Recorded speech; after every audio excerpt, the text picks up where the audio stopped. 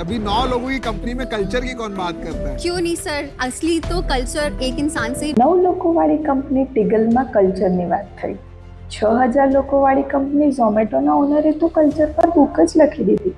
આખરે આજકાલ આટલી કલ્ચર વિશે કેમ વાત કરવામાં આવે છે? Hello and welcome to day 2 of 21 day daily dose. આજે આપણે વાત કરીશું કલ્ચર વિશે.